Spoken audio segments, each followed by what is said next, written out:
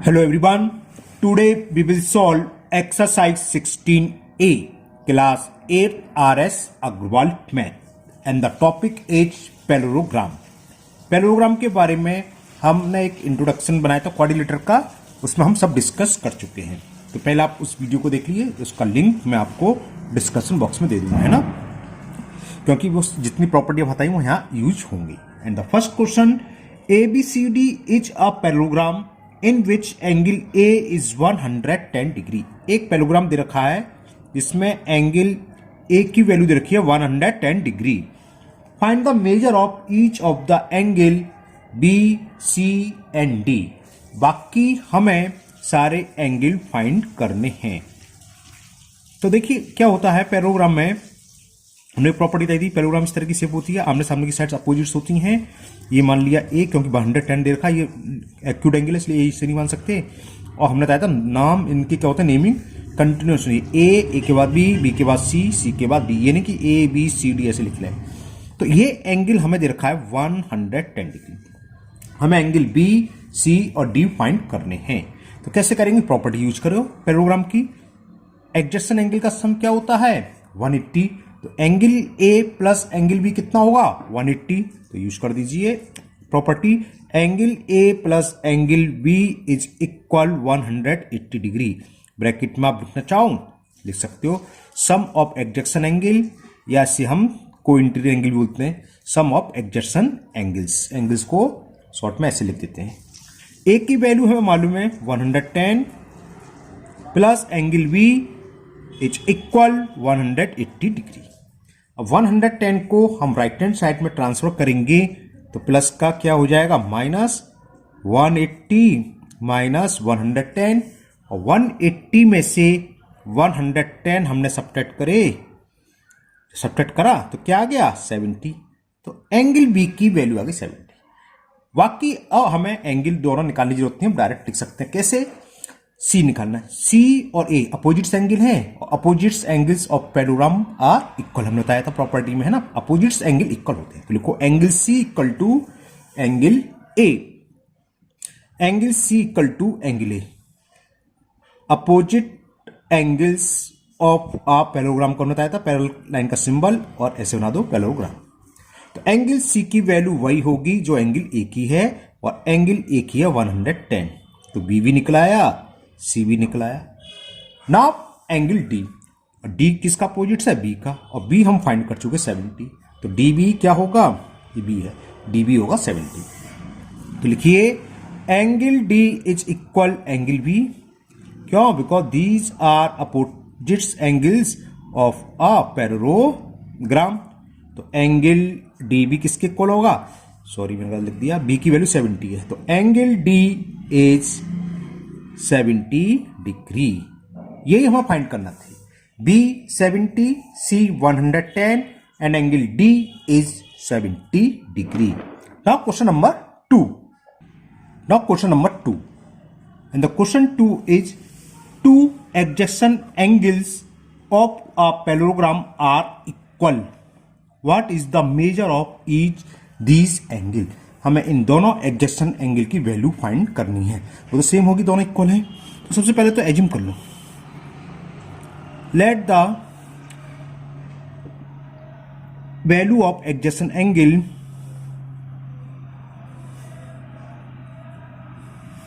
Late the value of adjacent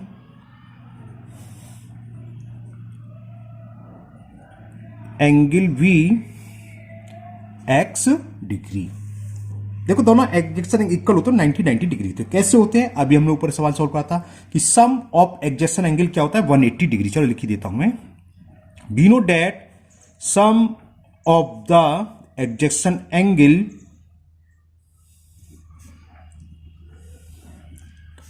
is 180 degree होता है, और दोनों एडजेसेंट एंगल इक्वल हैं x और x। तो x plus x is equal 180 degree, और x और x कितना हो गया 2x इज इक्वल 180 डिग्री। तो x की वैल्यू क्या आ गई, तो x इज इक्वल टू 2 से डिवाइड करेंगे तो 180 अपॉन 2 से कैंसिल करा, 2 9 18 0। तो x इज इक्वल आ गया 90। एक्स क्या था, मेजर या value of adjacent angle, each adjacent angle. तो क्या हुआ, ये पूछा था what is the measure of each these angle. तो measure of each adjacent angle, measure of each adjacent angle is 90 degree. Okay, now next question number 3, and question 3 is two adjacent angles of a parallelogram are in the ratio 4:5. Find the measure of each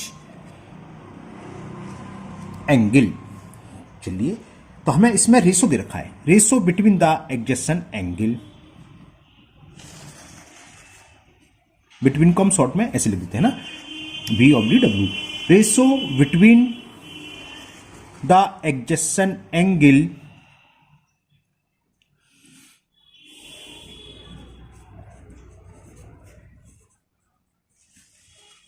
it is given 4:5। हमने कई बार discuss कर चुके हैं, जब कभी भी ratio में quantity दे रखी हो कोई भी, तो हम इसे वही मान लेते हैं, एक वेरिएबल लगा देते हैं। हम मान लेंगे value of adjacent angle is 4x and 5x degree, या 4k 5k, दोनों वेरिएबल सेम होना चाहिए। सबसे पहले हम एज्यूम करेंगे, let the measure of adjacent angle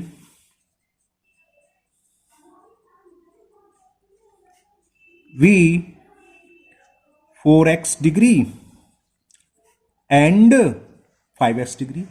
अब इन दोनों का सम 180 होता ही है। अभी 3 सवाल शुरू के दोनों ऐसे थे, तो एडजेसेंट एंगल का सम 180, यानी कि इन दोनों का सम को इक्वल रख दो 180 डिग्री। 4x प्लस 5x कितना हो गया, 9x is equal 180। So value of x आ गई 20। कैसे, 180 अपॉन 9, 9 से 18 2 टाइम्स 0 ये है। It is the value of x, the value of x is 20। तो मेजर निकालना है, फर्स्ट एडजेसेंट एंगल 4x है और दूसरा 5x। तो एक तो हो गया 4 इंटू 20 80 डिग्री और दूसरा 100। तो one adjacent angle is equal 4 into x, the value of x is 20 और 4 इंटू 20 कितना हो गया, 80 डिग्री। तो अदर एडजेसेंट एंगल क्या होगा, या तो 180 में से माइनस कर दो, क्योंकि एडजेसेंट एंगल का सम 180 होता है, या वैल्यू पुट कर दो।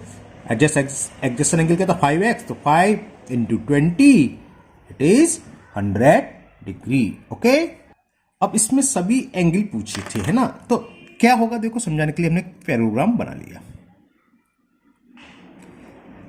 ये सपोज करो नेमिंग कर दिया, ABCD, ये 80 है और ये 100, तो ये भी क्या होगा 80।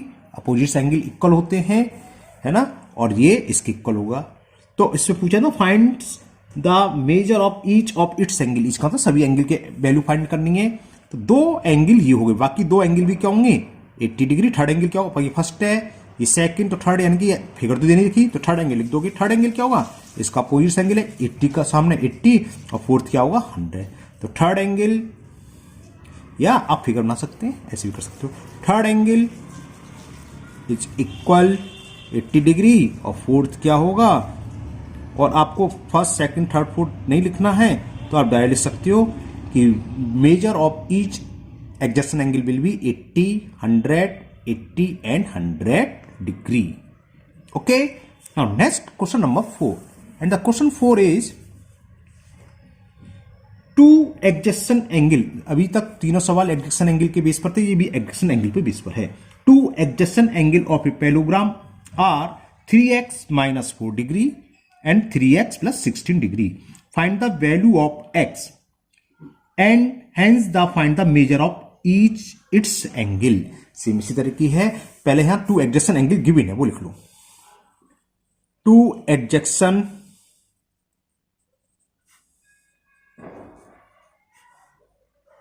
एंगल्स आर, एक था 3x माइनस 4 डिग्री, पहला एंगल तो ये दे रखा है, एंड सेकंड दे रखा है हमें 3x प्लस 16 डिग्री। फिर हमें क्या करना है, वही दोनों का सम इक्वल रख देना 180, यानी first angle plus second angle. तो वही करते हैं हम। तो 3x minus 4 plus second angle 3x plus 16, इन दोनों का सम किसके इक्वल होगा? 180 डिग्री। क्यों? क्योंकि ये दोनों एडजेसेंट एंगल हैं और हमें मालूम है एडजेसेंट एंगल का सम क्या होता है?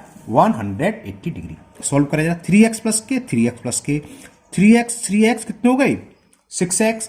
16 माइनस 4 करेंगे, 16 में से 4 सब्ट्रैक्ट करेंगे तो प्लस का 12 इज इक्वल 180। और तो 6x कितना हो गया? 180 माइनस 12, तो value of 6x is 168। Subtract कराऊं, 10 में से 2 सब्ट्रैक्ट करा 8, 7 रह गया, 7 में से 1 सब्ट्रैक्ट करा 6 और 1 का 168 आ गया। तो value of x is 168 upon 6। 6 से कैंसिल करें, देखो 6 2 जा 12, 4 कैरी 48 हो गया, 6 8 जा 48। तो x की वैल्यू पूछी थी पहले तो x की वैल्यू आ गई 28 डिग्री। अब एडजेसेंट एंगल निकाल लो, x की वैल्यू पुट कर दें 28 दोनों में, तो दोनों एडजेसेंट एंगल निकलाएंगे। तो वन एंगल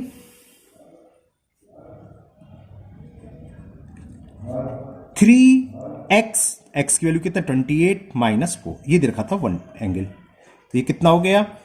3 8 जा 24 कैरी 2, 3 2 जा 6 और 2 84 माइनस 4, तो ये आ गया 80 डिग्री। इसमें शायद 80 आया था। अब सेकंड क्या होगा? 100 आएगा, या बेल पुट करके देख लो। अदर एंगल वो कितना था? 3x प्लस 16, 3 इंटू 28 प्लस 16, ये तो हमने अभी करा था। 84 प्लस 16 तो कितना हो गया? 100 डिग्री। तो अगर सारे एंगल है तो समझ गए 80 100 80 100 जस्ट ऊपर वाले की तरह है ना। तो लिख दो measure of each exterior, sorry adjacent each angle लिखता हूं measure of all angles are, अब दो तो हमने निकाल ली, 80 डिग्री 100 डिग्री। अभी बताया था अपोजिट एंगल इक्वल होते हैं, 80 degree and 100 degree. Okay, next question number 5 is the sum of two opposite angles of a parallelogram is 130 degree. Find the measure of each its angle. एक parallelogram है, देखो इस तरह के सवाल होते हैं, तो आप अगर फिगर बना लें तो सही रहता है, नहीं बनाओगे सवाल तो तब भी हो जाएगा, लेकिन लिखना ज़्यादा पड़ता है। तो मैंने एक फिगर बना ली, एक पैरेललोग्राम बना लिया, आपको रफ स्केच करना है, ये नहीं कि बिल्कुल एक्यूरेट हो, ऐसा कुछ नहीं है। तो हमें अपोजिट एंगल हमारे में इक्वल होते हैं। तो हमने मान लिया, फिगर अगर बना लिया, हमने मान लिया let B plus D is equal 180, sorry 180 नहीं, कितना दे रखा है? 130। सम ऑफ अपोजिट एंगल, कोई से भी दो एंगल का सम मान लो, ठीक है। तो हम लिख लेते हैं angle B plus angle D is equal कितना है? 130 डिग्री। तो मतलब इसका, या एंगल ए प्लस सी, किसी दो अपोजिट एंगल का सम 130 दे रखा है। अब हमें ये मालूम है पैरेललोग्राम में क्या होता है? अपोजिट एंगल इक्वल होते हैं। तो लिखो बी की जगह डी या डी की जगह बी लिख सकते हैं, या आप ये भी लिख सकते हो क्या कि अपोजिट एंगल आर इक्वल, तो लिख सकते हैं let angle B equal to angle D equal to x, ऐसे भी कर सकते हो। मैंने ब्रैकेट में लिख दिया। ऐसा क्यों हुआ? क्योंकि डी इक्वल टू वी है। क्यों है? These are opposite angles. तो बी प्लस बी कितना हो गया? Twice angle B is equal 130 degree. तो angle B is equal 130 upon 2, 2 से कैंसिल कर दें, 2 6 जा 12, 2 5 जा, तो एंगल बी की वैल्यू आ गई 65 डिग्री। जब एंगल बी 65 आएगी और वी इक्वल टू डी है, तो एंगल डी इक्वल टू क्या होगा? Angle D equal to angle B के है, तो एंगल डी की वैल्यू भी हो गई 65। आप कहोगे सर ये एबीसीडी कहां से आ गया? तो एबीसीडी नहीं, आप पी क्यू आर एस कुछ भी लिख सकते हो, है ना। तो आप तो एंगल लिखोगे, एंगल होगा 65, बाकी कौन से निकलेंगे? सी, बी प्लस सी एडजेसेंट एंगल भी बताया था, इनका सम क्या होता है? 180। अब वो लगा दो, angle B plus angle C is equal 180। क्यों? क्योंकि sum of adjacent angles, B की वैल्यू हमने फाइंड कर ली, यानी 65 तो ये हो गया 65 plus angle C is equal 180 degree. So value of angle C is 180 minus 65. Subtract करें, 10 में से 5 गया 5, 7 में 6 गया 1. आप लोगों को म्यूजिक सुनाई दे रहा होगा, है ना. अब वीडियो नहीं बन पाएगी मुझे लग रहा है, यहाँ कुछ प्रोग्राम है. ये सी निकलाया. तो डी की वैल्यू क्या होगी? बी डी निकलाया, बी डी तो निकलाया था, सॉरी ए की. ए क्या होगा? A is the opposite angle of C. तो जो ए की वैल्यू होती है वही सी की होती है, यानी कि सी और ए इक्वल होंगे, और हम सी फाइंड कर चुके. So angle A is equal to angle C. क्यों है? Because these are opposites angles of a parallelogram. तो एंगल ए इक्वल होगा 115 डिग्री. तो एंगल्स क्या हुए? तो एंगल्स ऑफ पैरेललोग्राम आप बाद में नीचे आंसर लिख दीजिए. Angles of given parallelogram are A B C D. कितना है? 115, या क्रम में लिख दो 65 115. क्रम से मतलब पहले ए लिखो फिर बी या सी या डी, कोई से कहीं से लिख सकते हो. बी सी डी ए लिख देते हैं. तो angles are 65 degree, 150 degree, 65 degree and 115 degree. Okay. Now next question number 6. In this question it is given two sides of a parallelogram are in the ratio 5:3. Okay, इसमें sides दे रखा है. तो ratio between two adjacent sides का ratio है ना. Two sides of a parallelogram लिखा नहीं है, लेकिन ये एडजेसेंट साइड्स ही है. क्यों? अपोजिट साइड्स तो इक्वल होते हैं, 1:1 हो जाएगा, है ना. 5:1 लिखा है. तो ratio between two side of a parallelogram, और ये हमें गिवन है 5:3. तो हम वही मानते हैं, कई बार बताया. तो let the sides are 5x and 3x. Let the sides of a parallelogram are 5x and 3x. इसमें पेरीमीटर देगा सेंटीमीटर, तो ये सेंटीमीटर मान लेंगे. अब अकॉर्डिंग टू क्वेश्चन पेरीमीटर क्या होता है पैरेललोग्राम का? देखो मैं समझाता हूँ ये आपको. वो हमने बताया था वीडियो में ना, इंटू वाली में 5x है, मतलब ये एल एल बी बी, तो वही जो रेक्टेंगल का होता है. Twice L plus width. It is given equal to 64. Okay. तो क्या होगा? ये 2 अपॉन में आ जाएगा. चलो बाद में लेंगे. 5 + 3 कितना हो गया? 8x equal to 64. तो वैल्यू ऑफ x इज 2 और 8 अपॉन में आ जाएंगे, क्रॉस मल्टीप्लिकेशन से बोलते हैं. देखो 8 1 जा 8 8 जा, 2 1 जा 2 4 जा. तो x की वैल्यू आ गई 4. ओके. तो x निकल आई. तो अब निकाल दो साइड्स. तो फर्स्ट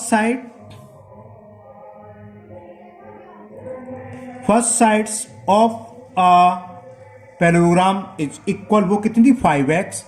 तो 5 into x, the value of x is 4. तो कितना हो गया? 5 4 जा 20 सेंटीमीटर. अब अदर साइड्स क्या होगी? अदर साइड्स में x की वैल्यू पुट कर दो. अब वो कितनी मानी थी हमने? 3x. Other sides of a parallelogram is 3x. तो 3 into 4 12 सेंटीमीटर. तो आज के वीडियो में हम इतने ही क्वेश्चन करेंगे, क्वेश्चन नंबर 6 तक. बाकी आगे के क्वेश्चन हम नेक्स्ट वीडियो में करेंगे. अगर आप लोग पहली बार चैनल पर आए हों और आपने अभी तक चैनल को सब्सक्राइब नहीं कराया, तो आप चैनल को सब्सक्राइब करना ना भूलें. साथ ही साथ बेल आइकन को जरूर प्रेस कर लें. इस वीडियो को अपने दोस्तों को भी शेयर करें, जिससे कि वो भी इसका फायदा उठा सकें. और आपकी जो कोई भी प्रॉब्लम, कोई भी डाउट हो, तो उसे कमेंट बॉक्स में कमेंट करें. मैं उसे दूर करने की पूरी कोशिश करूंगा. Thank you. Have a nice day.